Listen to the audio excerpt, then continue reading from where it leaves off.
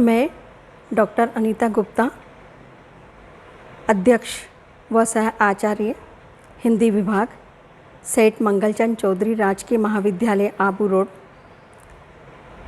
स्नातकोत्तर विभाग के समस्त विद्यार्थियों का हार्दिक अभिनंदन करती हूँ।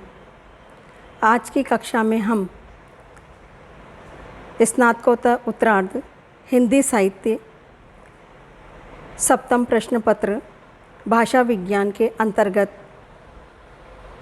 भाषा की उत्पत्ति व प्रारंभिक स्वरूप भाग 2 परोक्ष मार्ग की परिचर्चा करेंगे। इससे पहले हम गुरु को नमन व वंदन करते हुए हिंदी राष्ट्रभाषा का गौरव है, हिंदी हमारी माँ, हिंदी हमारी पहचान, हिंदी हमारा अभिमान, हिंदी दिवस के उपलक्ष्य में इन पंक्तियों के साथ अपनी कक्षा आरंभ करते हैं कि भारत माता वंदन गाए, वर दे माँ या वर दे, तेरी माला में गुथी जाए, ध्रुव जैसा हम निश्चय पाएँ। जनगण मन की बात करें, आप भी करें हिंदी और भारत की बात। यदि हिंदी की सेवा में हर इंसान न होगा तो तय मानो बिन हिंदी हिंदुस्तान न होगा। हिंदी ही हमारे देश की पहचान है, हिंदी हम सबका स्वाभिमान है, हिंदी की विश्व में पहचान है और हिंदी अपने देश में एकमात्र राष्ट्रभाषा का स्वाभिमान है और इसी में हम सबकी शान है। स्नेही विद्यार्थियों, सितंबर माह है और हम अपने विभाग महाविद्यालय के अतिरिक्त ह्यूमैनिटी इंटरनेशनल साहित्यिक क्लब के माध्यम से भी हम पूरा माह ही सितंबर माह हिंदी भाषा के गौरवगान, उसकी पहचान, उसकी महत्ता, उसकी अस्मिता और विश्व मंच पर विराजमान हिंदी के गुणों का गान करते हुए उसकी अस्मिता और स्वाभिमान की रक्षा करने के लिए कृत संकल्पित हैं।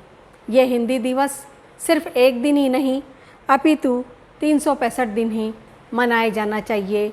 यही हमारे भारत का गौरव है, प्रत्येक जन का गौरव है। तो आगे हम अपनी बात रखते हुए यहाँ आते हैं कि पिछली कक्षा में हमने प्रत्यक्ष मार्ग का अध्ययन किया था।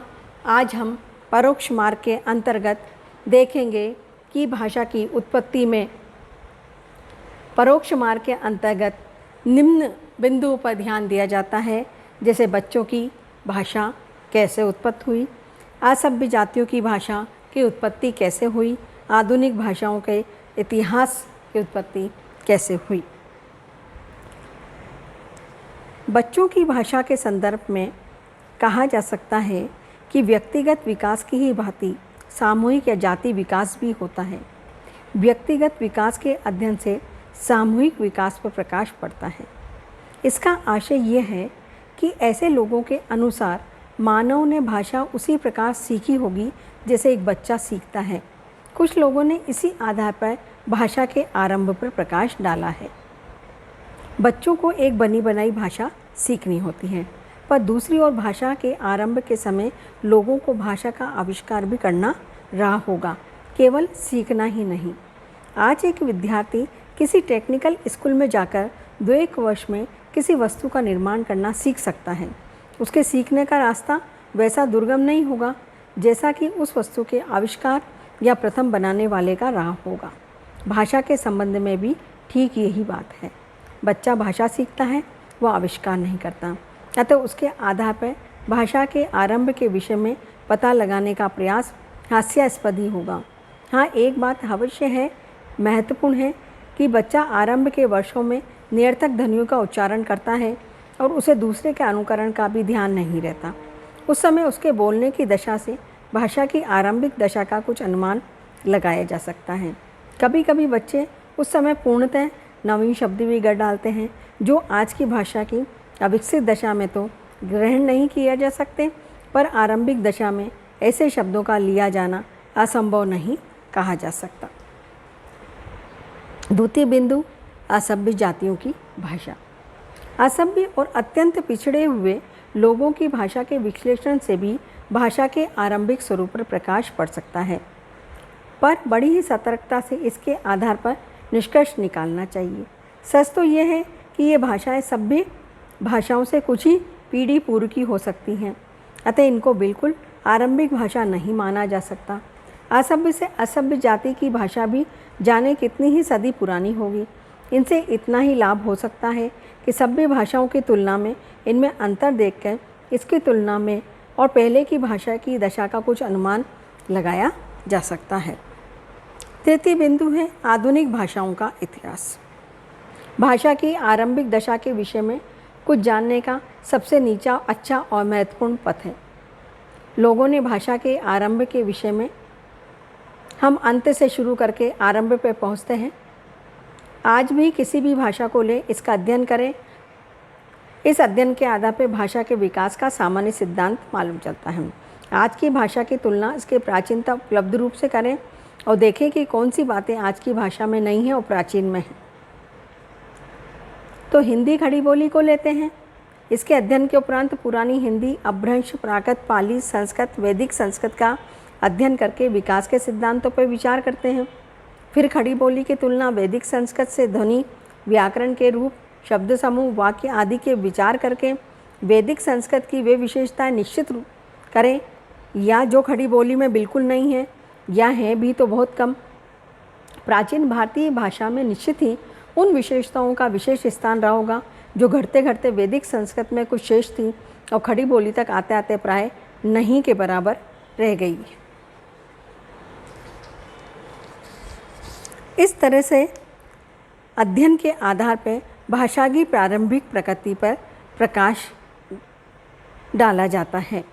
तो अधिक से अधिक असभ्य और पिछड़ जातियों के लगभग कुछ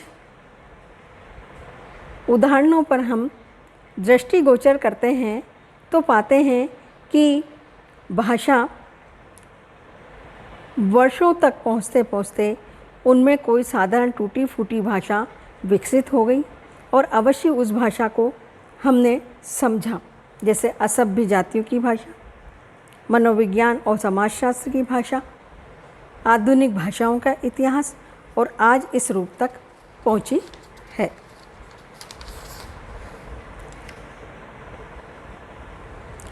प्रारंभिक अवस्था में भाषा की प्रकृति। प्रारंभिक अवस्था में भाषा के स्वभाव, उसकी प्रकृति कैसी थी, इसको हम ध्वनि, व्याकरण, शब्द समूह, वाक्य और विषय के अंतर्गत समझते हैं कि भाषा अपने प्रारंभिक रूप में संगीतात्मक थी। उसमें वाक्य शब्द भी थे। अलग अलग शब्दों में वाक्य विश्लेषण की कल्पना नहीं की गई थी। स्पष्ट अभिव्यंजना का अभाव था। कठिन ध्वनियाँ थीं। स्थूल और विशिष्ट के लिए शब्द थे। सूक्ष्म और सामान्य का पता नहीं था। व्याकरण संबंधी नियम नहीं थे, केवल अपवाद ही अपवाद थे। इस प्रकार भाषा प्रत्येक दृष्टि से लंगड़ी और अपूर्ण थी। ध्वनि।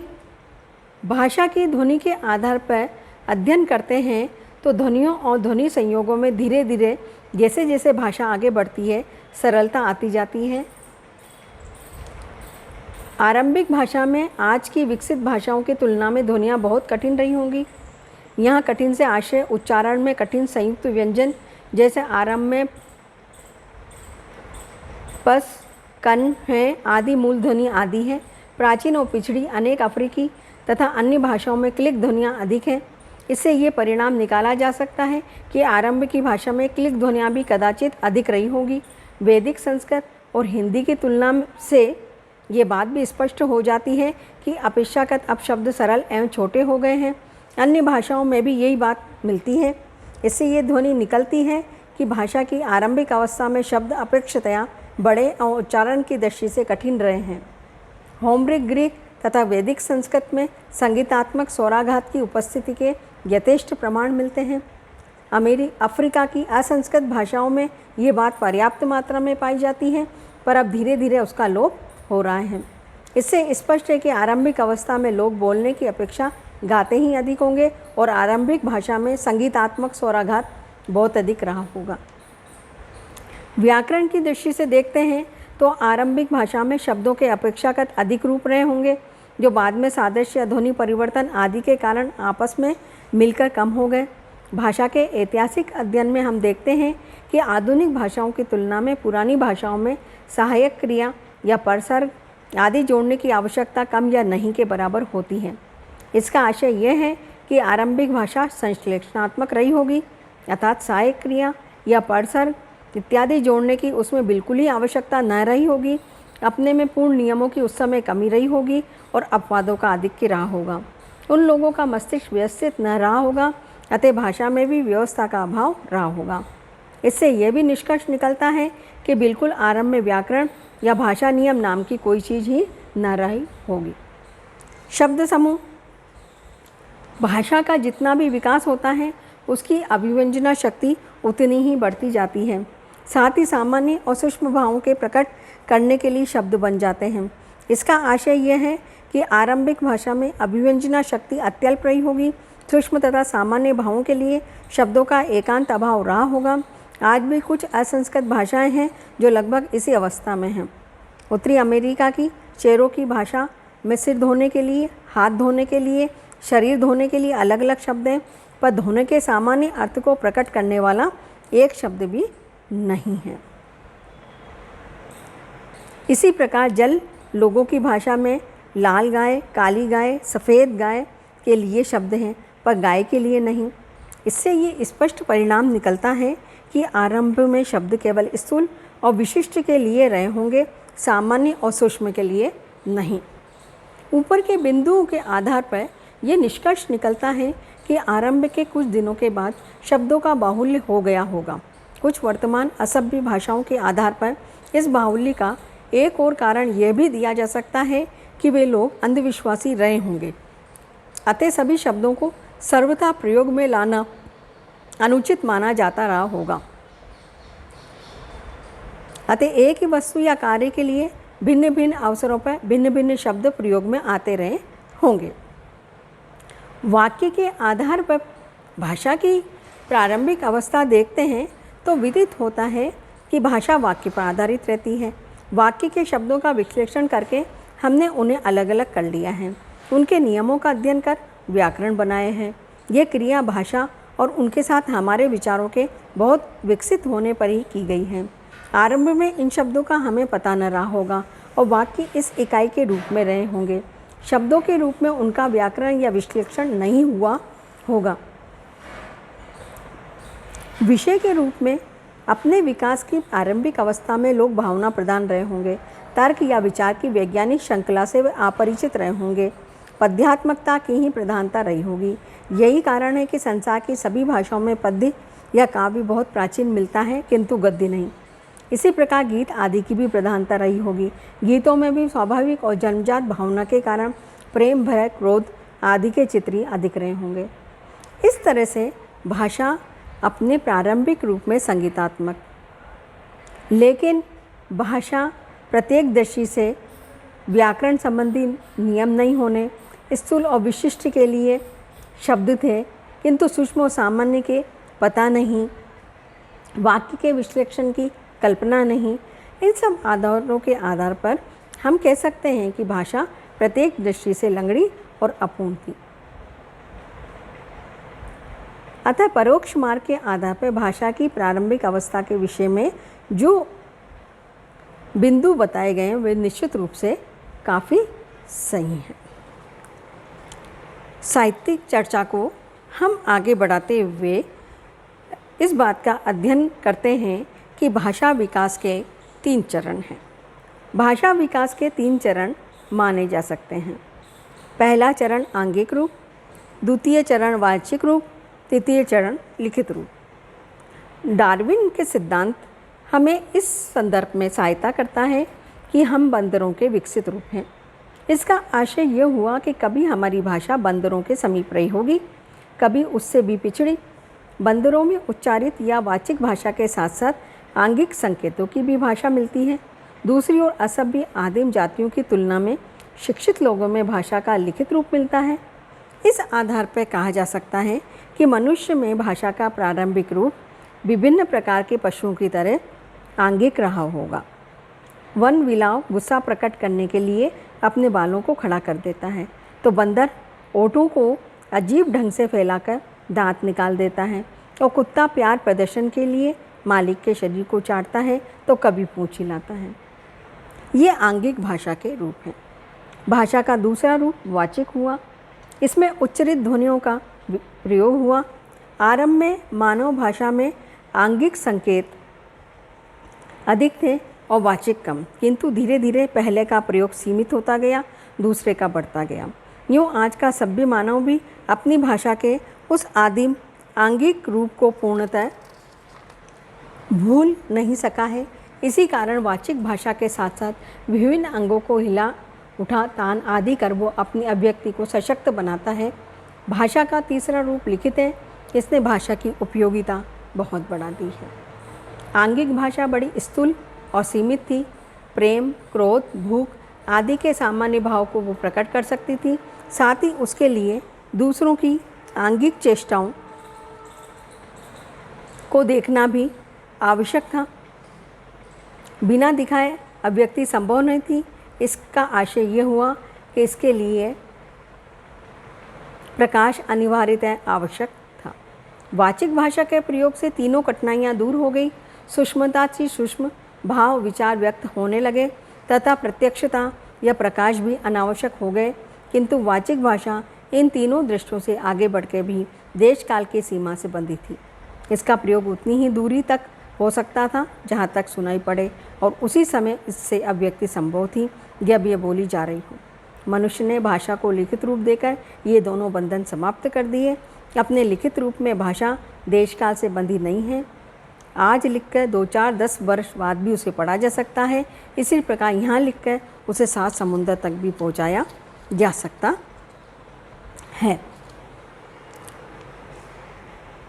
अब हम विचार करते हैं कि भाषा के आधार क्या हैं। भाषा किस ढांचे पर खड़ी हुई है? तो भाषा के 2 आधार हैं, एक मानसिक और दूसरा भौतिक। मानसिक आधार भाषा की आत्मा है, तो भौतिक आधार उसका शरीर। मानसिक आधार या आत्मा से आशय है वे विचार या भाव जिनकी अभिव्यक्ति के लिए वक्ता भाषा का प्रयोग करता है, और भाषा के भौतिक आधार के सहारे श्रोता जिनको ग्रहण करता है। भौतिक आधार या शरीर से आशय है भाषा में प्रयुक्त ध्वनियाँ, वर्ण, सुर और स्वराघात आदि, जो भावों और विचारों की वाहिका है, जिनका आधार लेकर वक्ता अपने विचारों या भावों को व्यक्त करता है और जिनका आधार लेकर श्रोता विचारों या भावों को ग्रहण करता है। उदाहरणार्थ हम सुंदर शब्द लें। इसका एक अर्थ है, इसके उच्चारण करने वालों के मस्तिष्क में वो अर्थ होगा, और सुनने वाले भी इसे सुनकर अपने मस्तिष्क में उस अर्थ को ग्रहण कर लेते हैं। जैसे सुंदर शब्द है, इसका एक अर्थ है, इसके उच्चारण करने वाले के मस्तिष्क में वो अर्थ होगा, सुनने वाला भी उसे सुनकर अपने मस्तिष्क में उस अर्थ को ग्रहण कर लेगा। यही अर्थ सुंदर की आत्मा है। दूसरे शब्दों में वही है मानसिक पक्ष। साथ ही मानसिक पक्ष सूक्ष्म है, उसे किसी स्थूल का सहारा लेना पड़ता है। वो स्थूल है स प्लस उ प्लस न द अ र। सुंदर के भाव या विचार को व्यक्त करने के लिए वक्ता जिन ध्वनि समूह का सहारा लेता है और इन्हें सुनकर श्रोता सुंदर अर्थ ग्रहण करता है, अतएव ये ध्वनियाँ उस अर्थ की वाहिका, शरीर या भौतिक आधार है। भौतिक आधार तत्वतः अभिव्यक्ति का साधन है और मानसिक आधार साध्य। दोनों के मिलने से भाषा बनती है। कभी कभी इन्हीं को क्रमशः बाह्य भाषा तथा आंतरिक भाषा कहा गया है। प्रथम को समझने के लिए शरीर विज्ञान तथा भौतिक शास्त्र की सहायता लेनी पड़ती है और दूसरे को समझने के लिए मनोविज्ञान की। इस प्रकार वक्ता और श्रोता के मानसिक व्यापार को भी भाषा का मानसिक आधार मानते हैं, और इसी प्रकार बोलने और सुनने की प्रक्रिया को भी भौतिक आधार। एक दृष्टि से ये ठीक है, तो उच्चारणावयों ध्वनि से जाने वाली तरंगों को भी भौतिक आधार और मस्तिष्क को मानसिक आधार माना जा सकता है। किंतु परंपरागत रूप में भाषा विज्ञान में केवल ध्वनियाँ जो बोली और सुनी जाती हैं भौतिक आधार मानी जाती हैं और विचार जो वक्ता द्वारा अभिव्यक्त किए जाते हैं और श्रोता द्वारा ग्रहण किए जाते हैं मानसिक आधार माने जाते हैं। विद्यार्थियों, आगामी कक्षा में हम भाषा की विशेषताएं और प्रकृति, भाषा के विकास परिवर्तन के कारणों पर हम विचार करेंगे। धन्यवाद।